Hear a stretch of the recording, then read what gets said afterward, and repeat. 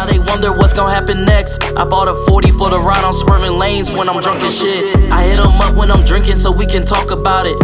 I tell them how I feel and they forget about me.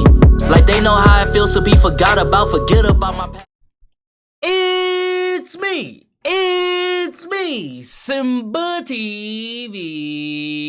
bang! What is good, YouTube fam? It's your boy Simba back here again with another reaction video for you guys today. For today's reaction video, we got Mr. Ballen inside a Nigerian death factory. Mature audience only. Let's jump up in it, man. In 2014, a group of young men discovered an abandoned-looking warehouse surrounded by barbed wire in the middle of a Nigerian forest. Today's story is about the absolute horror they found inside of that building. Today's episode is going to be extremely upsetting, extremely graphic.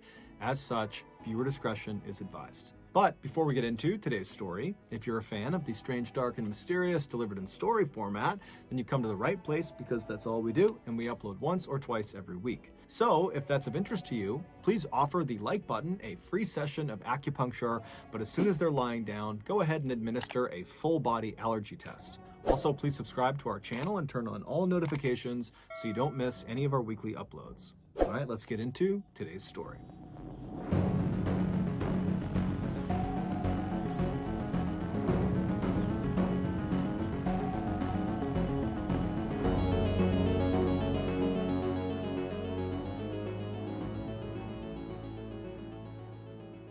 In Nigeria, motorcycle taxi drivers are called okadas, and in Ibadan, which is one of Nigeria's biggest cities, home to 3.5 million people, there are a lot of okadas. However, despite their massive numbers, these Ibadan okadas are actually a fairly tight-knit community made up primarily of young men. And so in early 2014, when 2 of these okadas went missing, the community immediately found out about it and was really concerned.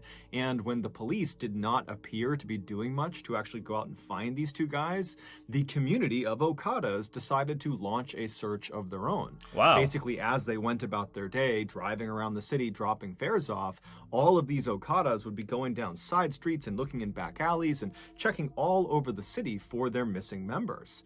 But despite their best efforts, they never could find them. Then, on March 22nd of that year, a 3rd Ibadan okada vanished. He was a young man named Rawrsimbaa, and unlike the other 2 riders who went missing while they were at home, Rawrsimbaa went missing while he was working. Oh, wow. Rawrsimbaa was part of a group of okadas within the city who all kind of met up on the same city street, and that's where they stayed throughout the course of their day, trying to wave down fares as they came up. And so everyone in that meetup point all knew each other, and so they all knew Rawrsimbaa.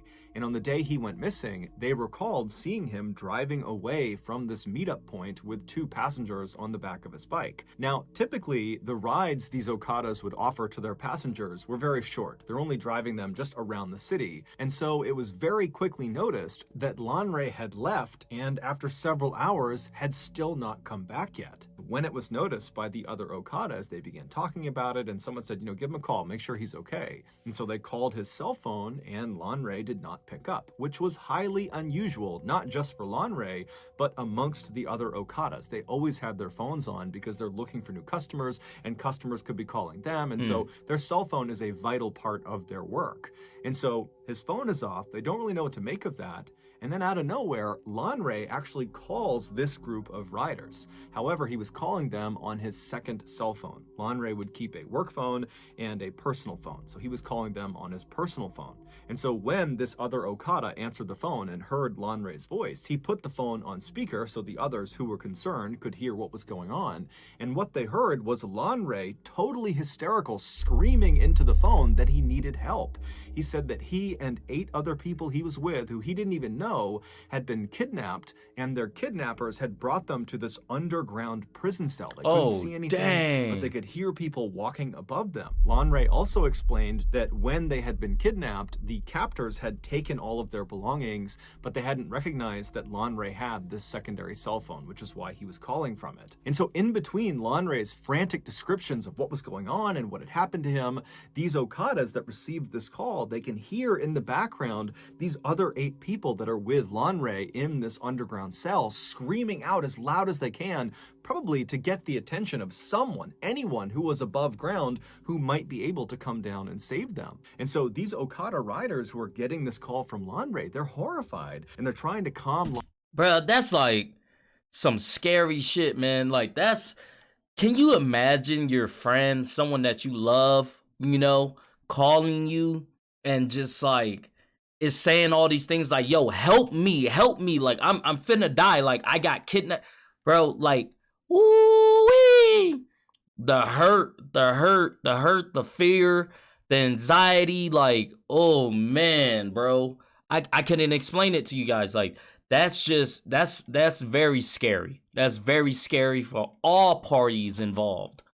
Rawrsimbaa down so he can explain where he is so they can go find him. And finally, Rawrsimbaa, he does compose himself and he gives them really specific directions to this footpath that led into the Soka forest where he said he had been taken. The Soka forest was a very dense stretch of wilderness right on the outskirts of Ibadan. Rawrsimbaa would tell them that he had no idea where specifically in the Soka forest he was. However, he said, if you just keep walking on that path, eventually you'll hear us calling out from underground and you can come and save us. And so as the riders turned on their bikes and they got ready to head out and go rescue their friend, they told Rawrsimbaa to stay on the line. Let us keep talking to you until we find you. But as they're telling him that, his phone abruptly cuts out. And then when they tried calling him back, his phone was off. About 40 Okadas from Rawrsimbaa's meetup spot took off together and sped down city streets until they hit this major highway that would take them out of the city. And then once they were out of the city, they went down this other road that brought them right towards the Soka forest.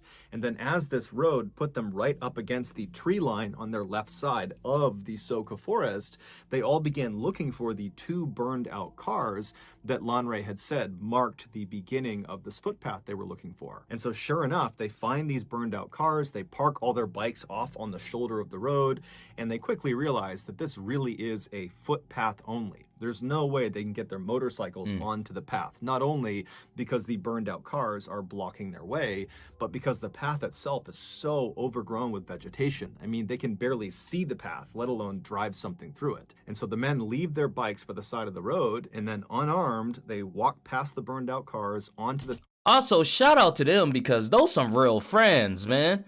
They came straight for him, you feel me? Like, they went looking for him. They was like, man, my boy's in trouble. Like, I'm going to get my boy. Unarmed, did not call the police. They just went.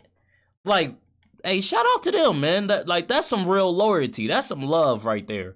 This path, and then because it was so narrow, they had to walk more or less in a single file line into the Soka forest. And so as these men are basically marching into the woods, they're not making any sound because again, they're trying to listen for the sound of their friend and the other people that have been taken captive somewhere underground. And so they're silently marching through this forest when all of a sudden, the guy at the front of the line thinks he hears something way up ahead. And so he holds his hand up to stop the line, and they all stop and they're trying to listen. And then all of a sudden, about 50 feet ahead of them through the trees, this man they didn't recognize suddenly jumped out from behind a tree. He yelled something at them, and then he raised his gun and began firing in their direction. The 40 Okadas immediately turn around and just sprint back down the path, right back out to the road. They hop on their bikes and they peel back out towards the city. When they finally get back to the meetup spot they had all originated from, they realize they can't just leave Rawrsimbaa and the other people he was with out to dry. They have to go back and rescue them. They considered calling the police, but given the lackluster response to the other two missing Okadas, they realized they probably would have a higher chance of saving their friend and the others if they just went themselves. And who knows, man? You know, the police could be crooked. You know, the police could know what's going on, which is why they didn't care with the first two. So who knows? So yeah, I wouldn't have went either. Like, that's a risk. You feel me? And I'm not about to take that. And so the 40 Okadas rounded up another 60 from other neighboring meetup spots, and this huge posse of over 100 men all hopped on their bikes and headed back towards that footpath that led into the forest. When they got there, they put their bikes on the side of the road, and this time, when they started walking down that path, they had guns, knives, bats, all sorts of weapons, And they were not trying to be quiet. They were actually yelling like these loud war cries to let the gunmen and any other gunmen in the woods know that there was a horde of angry people that were coming into the woods for a fight. And so as they're marching down this trail, kind of expecting to get shot at any point, it doesn't happen. Instead, after quite a while, they walk out of the thick forest into this huge opening. And right in the middle of this huge clearing is this fairly small river, but it's big enough that it would be very difficult to cross. However, they can see there's a bridge, this kind of crumbling old stone bridge that goes over this river. And then on the other side of the bridge, on the other side of the river, they can see there are two dilapidated buildings. The one that is closer to the bridge is this small black shack that has a window looking out towards them, and from their perspective, they're maybe 100 feet away from the shack. They can't tell if anybody's inside of this building. And then the other building was much bigger than the shack. It was this huge kind of broken down warehouse that had big tall cement walls, and then all around it was this huge chain link fence with barbed wire wrapped around the tops. And so this huge posse of okadas, they come storming out of the forest and they run over to that bridge, which is the one way across. And as they get on the bridge, they're kind of scanning the two buildings. They're not seeing anybody. And then one of the men, they look down underneath the bridge and they actually see Lanre's motorcycle. It's lying on the banks of this river, kind of tucked up underneath the bridge as if someone had stolen it. And so everyone already knows Lanre is somewhere over here. We're going to go find him. And so the men, they get over the bridge, they go to that first building, that black shack, and they open up the door. It's a plywood door and there's no one inside, but the shack is literally stuffed full of hundreds and hundreds of articles of clothing and shoes. And so after kind of looking this over and not really sure what to make of it, the posse moved on from the black shack and made their way up to the fence right in front of this huge warehouse. And when they reach the fence, they're kind of expecting to be met with some sort of resistance. I mean, the last time they were out here, they got shot at. And so they begin yelling into the warehouse for anyone in there to show yourselves, come out here. But it was silent. And so one of the okadas that was part of the posse had brought along bolt cutters as a weapon to use as a club if he needed to. But as it happened, he began to use the bolt cutters for their actual purpose, and he bent down and actually cut a huge hole in this fence so they could go in and explore this warehouse. And so after a large percentage of this posse had gotten inside the fence line, they began walking around this huge warehouse to try to find an entrance inside. And so as they're walking, the windows that lead into this warehouse, they're too high up, so you can't actually see what's going on inside. It's silent. There's a pretty bad smell, but they don't really know what to make of this. They walk around the structure, and when they get to the very back, they find an entrance. All it is this big rusted piece of tin metal, like sheet metal, that's propped up against a gap in the walls of the warehouse. And so one of the okadas grabs this piece of metal and he pushes it out of the way. And then as soon as he did that, a few other okadas quickly stepped through the threshold into the warehouse, preparing themselves to have to fight potentially if there are gunmen or anybody else inside that might want to do them harm. But as soon as they see what is inside of this warehouse, they immediately lower their weapons and just stare in abject horror. According to the locals who lived actually in the forest relatively near where this warehouse was, they said there was actually another way to get to this particular area, to get to the warehouse. There was another path that was very rough, but it was big enough for one vehicle that came in from the other direction. Now, the locals said they didn't use this path at all. They didn't even know where it originated from. But they said for the last 10 years or more, they have seen one vehicle use this road all the time to get to the warehouse. Wow. And it was this black Jeep with black tinted out windows, and they said it would typically show up most nights of the week around 8 p.m. And they said it would just go down the road, it would make its way over to the warehouse area, and then around 9:30 p.m. they would hear or see the black Jeep leaving. Now, none of the locals knew who was driving this Jeep, although they knew it was a man. That was really all they knew. And they had no idea what this man did when he got over near the warehouse. However, for the last 10 years, every time this guy was over near the warehouse from 8 to 9:30 at night, they would typically hear screams coming from that part of the woods, coming from the warehouse. Wouldn't you put two to two together and be like, yo, this dude is killing people over there? Something bad is going on. You don't just hear random streams and a dark night vehicle pulling up in the forest for no reason. What? warehouse. And when the locals brought their concerns to police, the police just kind of blew it off and didn't do anything about it. I'm telling you, bro, the police is in it, bro. The police is they crooked, bro. They know what's going on. That's the shit that I'm talking about, bro. Come on. That's why I wouldn't have went to them either. Because listen to that. I hear streams coming from this weird ass warehouse, and I see a black tinted out truck that goes there every night for the last 10 years. You don't think that's suspicious? Police is in it, man. They in it, like. It and actually told the people, don't worry about it. And so over the years, the locals had kind of just accepted that this man in his black Jeep and the screams coming from this warehouse were just a part of life.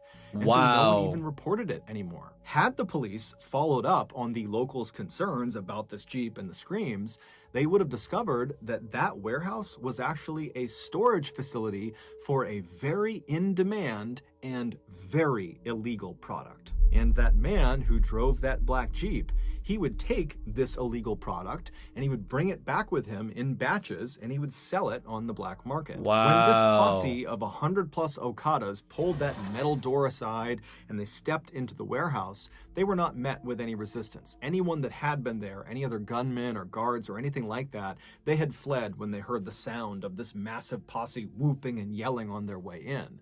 And so as these okadas are standing inside of this structure, surveying what's in front of them, the first thing they noticed is right in the middle of the structure on the ground is this cement slab. It's about 4 feet by 4 feet, and one corner of this slab was elevated slightly by some rocks that had been placed under it, kind of propping it up, pitching it on an angle. And then just off of the side of the lowest point of the slab was this wooden bowl that had dark stains inside of it that was positioned in such a way that if you put water on the slab, the water would drain off of that corner directly into this bowl. Basically, it was there to catch any runoff from whatever was happening on this slab. Around this cement slab, all over the dirt floor, were bones, some with meat on them. And then beyond the bones and beyond the slab, all around the perimeter of the inside of this building were extremely malnourished, catatonic people chained up to the walls. No! These people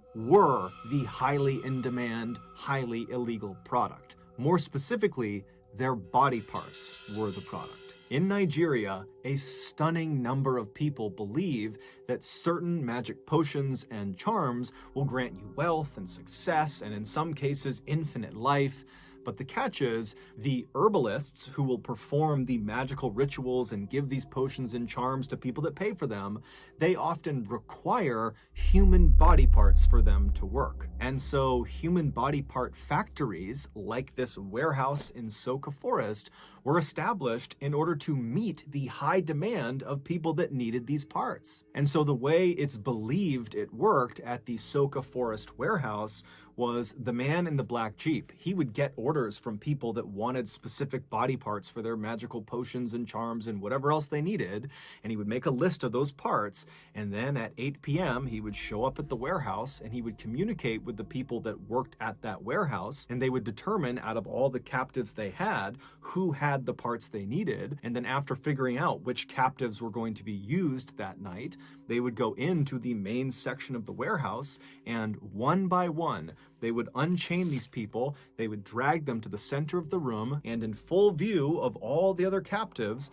they would put them on the slab, known as the slaughtering slab, and they would hack off the required body parts. What? Bag them up, put them in coolers, and then the man with the black Jeep, he would take those parts and he would leave, and then the person who's just been butchered, if they were still alive and might have a chance of surviving, they'd just be brought back to the wall and chained up again.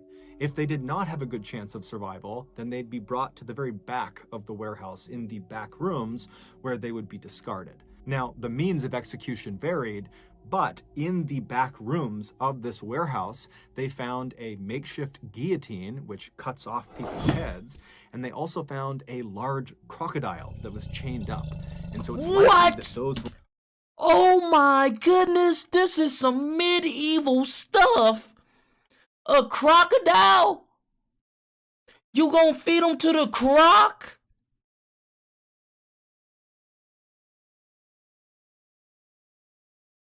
Nah, I ain't heard anything like that.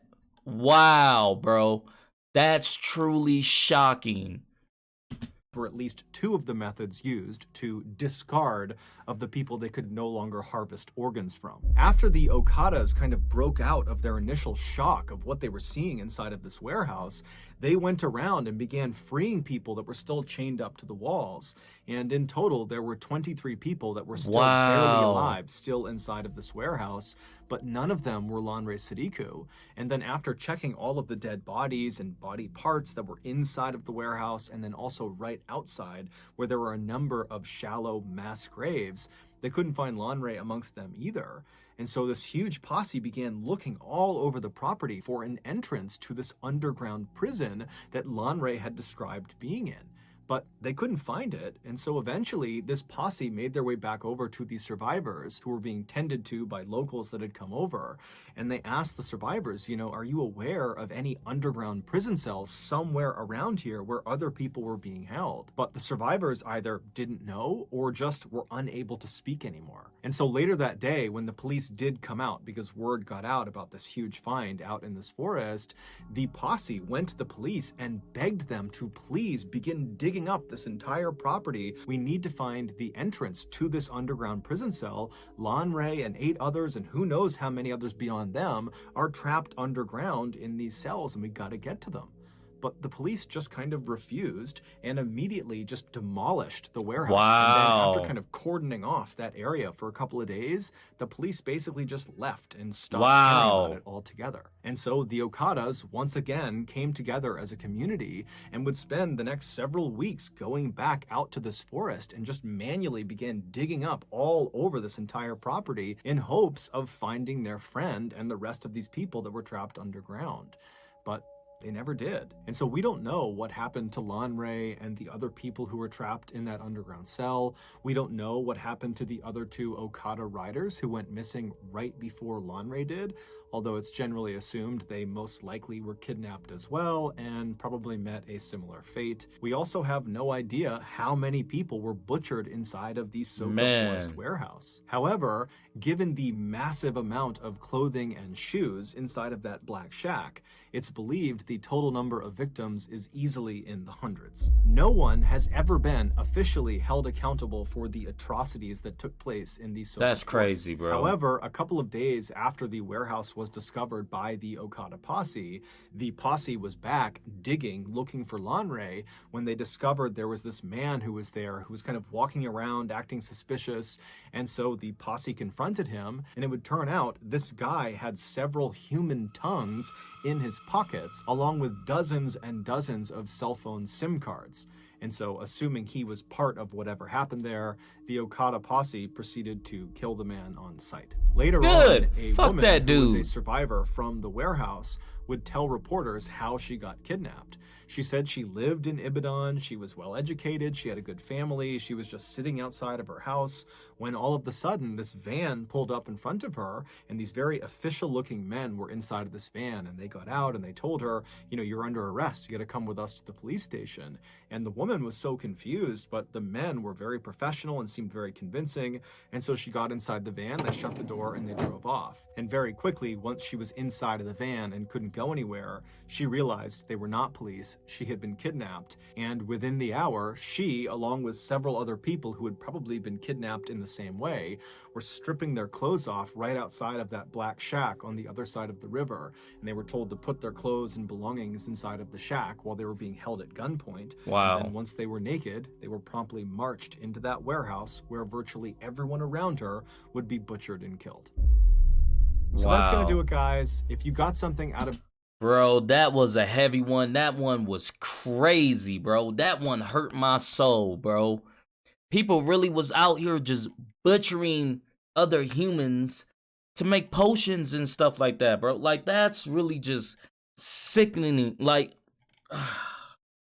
wow. No words, man. If you guys like this video, go ahead and hit that thumbs up button for me. Thank you guys for commenting, sharing, and subscribing. And I'll see you guys next time. Peace.